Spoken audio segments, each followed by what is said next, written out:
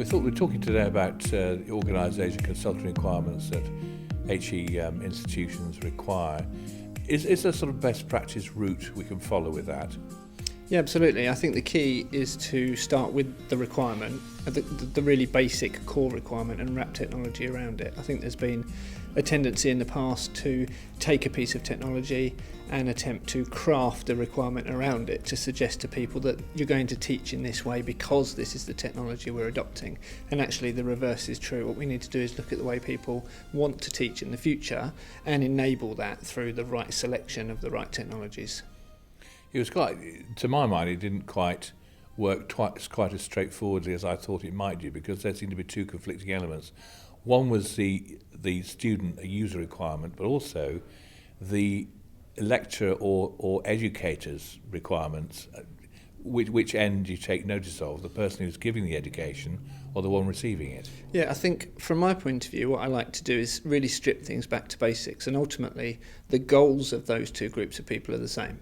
That after the period of the course, everybody wants the student to leave having learnt what was being taught in an effective way and to go on and do useful things with it. So I think if we really strip it back again to requirements, the requirement is for a lecturer to take their knowledge and share it with the student over a period of time. And exactly how that's delivered is what we need to talk about. I think the incoming students are much more tech savvy than they have been historically. They come with devices, they come prepared to study material that's digital versus printed. And I think the teaching staff is mixed at the moment. I think there are some, and it's not necessarily generational, often it's to do with the subject they teach in, but there are two groups.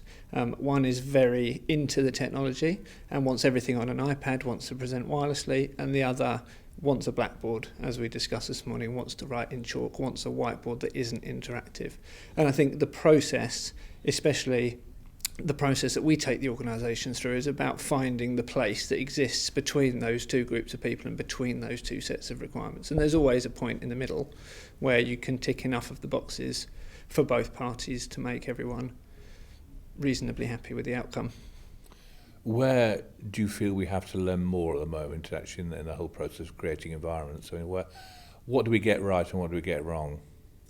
I think in AV we're pushing in the right direction, which is that we are, as I mentioned earlier, we're moving away from starting with technology and we're starting with requirements. I think what's quite interesting actually is that the physical spaces in higher education are not necessarily keeping up. So whereas the technology teams are pushing ahead quite quickly with innovation, although the spaces are being refurbished by estates teams, they're not necessarily aligned with the same pace. They're not necessarily being refreshed at the same pace as the technology. So actually what we'll find is a university will undertake a quite significant technology refresh, but at the same time a refresh of the physical space won't take place. So actually you lose some of the impact, some of the wow factor that you could have achieved, you don't. But also students go into spaces where yes, the technology is good, but there are other elements that could have been improved to make it a really good experience, and not just an old space that's had new technology applied to it.